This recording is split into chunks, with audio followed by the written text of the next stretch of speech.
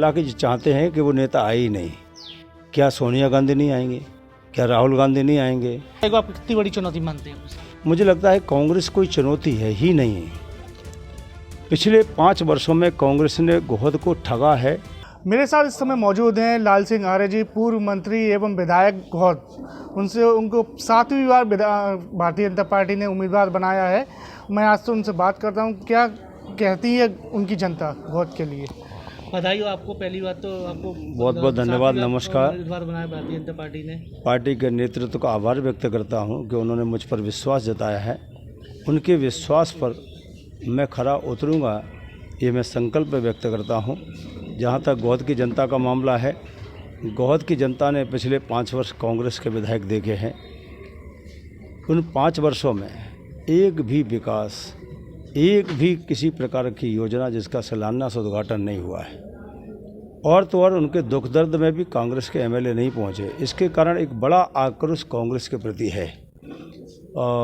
पिछले 5 वर्ष पहले जब मैं मंत्री था तो विकास की एक झड़ी लगा दी थी, पुल पुलियाँ, सड़कों को जाल, और उसके कारण कहीं लोगों को लगता है कि नहीं यार, हमारा लाल सिंह अच्छा था। और इसलिए एक स्नेह प्यार दुलार हमको मिल रहा है। गांव में बुजुर्ग 90 साल के भी आशीर्वाद देने के लिए दौड़ रहे हैं, नौजवान भी दौड़ रहा है, और बड़ी संख्या में महिलाएं भी आशीर्वाद देने के लिए निकली हुई हैं।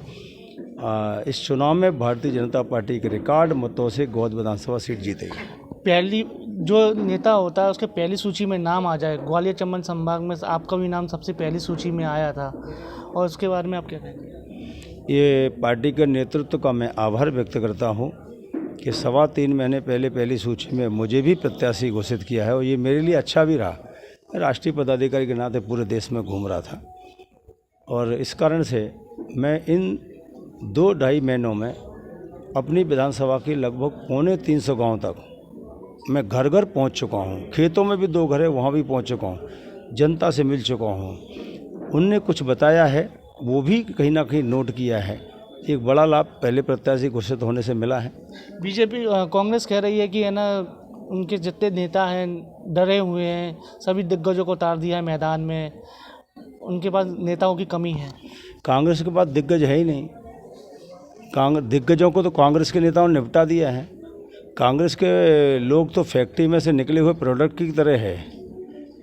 और जहाँ तक बीजेपी के दिग्गज नेताओं का सवाल है, तो हम पहले कार्यकर्ता हैं, उसके बाद नेता हैं।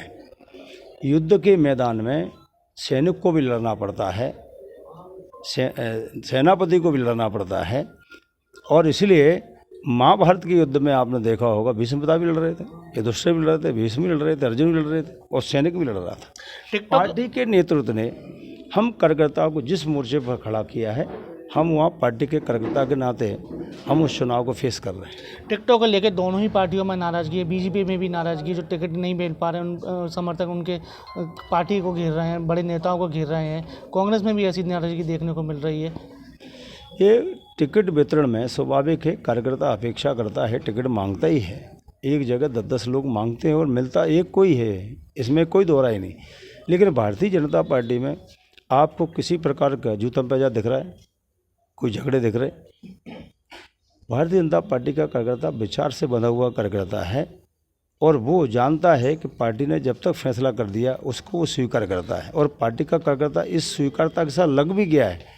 कुछ जगह छुटपुट कोई चीज़ें होगी तो वो भी ठीक होती है। उसमें से कई ज़्यादा तो सिंधिया समर्थक है ना। मुझे लग रहा है सिंधिया समर्थक कोई नहीं, सब पार्टी के हैं, और सिंधिया जी पार्टी के लिए काम कर रहे हैं, केवल अपने साथ आए हुए उनके लिए नहीं काम कर रहे। आपने देखा होगा सारे निर्णयों में कहीं ना कहीं सिंधिया जी की एक तरह से सहमति है। वो हमारे लीडर हैं, और इसलिए अब वो अपने केवल निकट आए उनके लिए काम नहीं कर रहे, बल्कि पार्टी के लिए काम कर रहे हैं। जैसे कि मैं आपको, अभी अमित शाह का दौरा भी है, कमलनाथ कह रहे हैं अमित शाह डरे हुए हैं, नरेंद्र मोदी डरे हुए हैं, इसलिए बार बार मध्य प्रदेश के चक्कर काट रहे हैं डर की वजह से। वो ये भ्रम फैला के चाहते हैं कि वो नेता आए ही नहीं। क्या सोनिया गांधी नहीं आएंगे? क्या राहुल गांधी नहीं आएंगे? क्या प्रियंका नहीं आ रही हैं? क्या कांग्रेस के और खड़गे जी नहीं आ रहे हैं? तो भारतीय जनता पार्टी के राष्ट्रीय लीडर नहीं आए, कांग्रेस के आए। यही है वो झूठ जिसे जनता पकड़ती है। पार्टी को जिताने के लिए बड़ा भी प्रधानमंत्री स्तर पे भी कोई हमारा कार्यकर्ता बैठा, उसकी भी रिस्पॉन्सिबिलिटी है, उसका भी धर्म है, और छोटे कार्यकर्ता का भी धर्म है कि पार्टी की विजयश्री के लिए काम करे। तो हम लोग पार्टी की विजयश्री के लिए कोई छोटा कोई बड़ा नहीं है, सब सामूहिक रूप से काम करते हैं। आप अनुसूचित जाति के राष्ट्रीय अध्यक्ष हैं। अनुसूचित जाति कमलनाथ कहते हैं कि अनुसूचित जाति के लोगों का बीजेपी अपमान कर रही है। मुझे लगता है सबसे ज़्यादा अपमान बाबू जगजीवन का किसने किया? कांग्रेस ने। बाबा साहब भीमराव अंबेडकर दलितों के मसीहा माने जाते हैं, भारत रत्न है, सम्मान, उनको संविधान लिखा है। उनको 1952 का चुनाव किसने हराया? कांग्रेस ने। 1954 का चुनाव उपचुनाव भंडारे किसने हराया? कांग्रेस ने। भारत रत्न का सम्मान किसने दिया? कांग्रेस ने। सेंट्रल हॉल में तेज चित्र किसने लगाया? कांग्रेस ने। और उनकी अंत्येष्टि दिल्ली में नहीं होने दी किसने? कांग्रेस ने। उनका एक भी राष्ट्रीय स्मारक नहीं बनाया? कांग्रेस ने। 14 अप्रैल को छुट्टी घोषित नहीं की? कांग्रेस ने। तो दलितों का अपमान कौन करती? कांग्रेस। महापुरुषों को भी नहीं चूकती, ये दलित हिंदुस्तान का जान चुका है। और नरेंद्र मोदी ने तो और बीजेपी ने 5 राष्ट्रीय स्मारक बनाने का काम किया है, 14 अप्रैल की छुट्टी घोषित करने का काम किया है, सेंट्रल हॉल में चित्र लगवाने का काम किया है, भारत रत्न का सम्मान बीपी की सरकार में दिलाने का काम किया है। भाजपा का एक ही मंत्र है, सबका साथ, सबका विकास, सबका विश्वास। केशव देसाई को आप कितनी बड़ी चुनौती मानते हैं? मुझे लगता है कांग्रेस कोई चुनौती है ही नहीं। पिछले 5 वर्षों में कांग्रेस ने गोहद को ठगा है, धोखा दिया है, यहाँ विकास ठप्प कर दिया है। और कांग्रेस के प्रत्याशी के बारे में आम धारणा है लोगों को।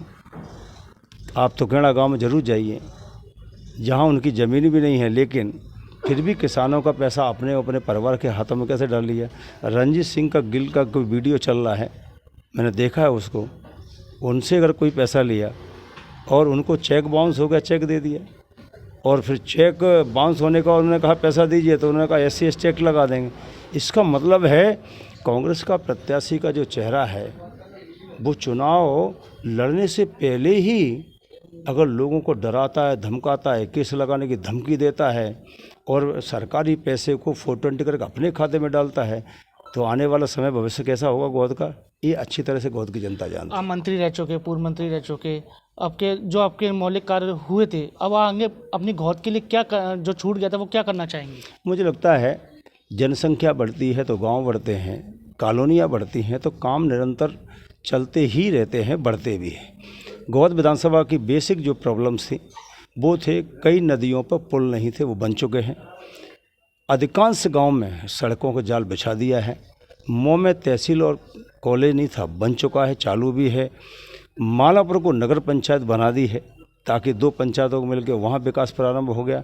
गोहद में पेयजल समस्या का संकट था 75 साल में, वो योजना भी हमने मंजूर कराकर वो टंकी बन रही है, लाइन बिछ रही है, और 1 साल के भीतर घरों के सामने टोंटी से पानी मिलने का शुद्ध काम होगा।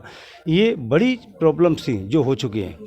देहगांव और मऊ सर्किल में सिंचाई की व्यवस्था वो महत्वपूर्ण है, क्योंकि कोई नहर नहीं, कोई मार्ग नहीं।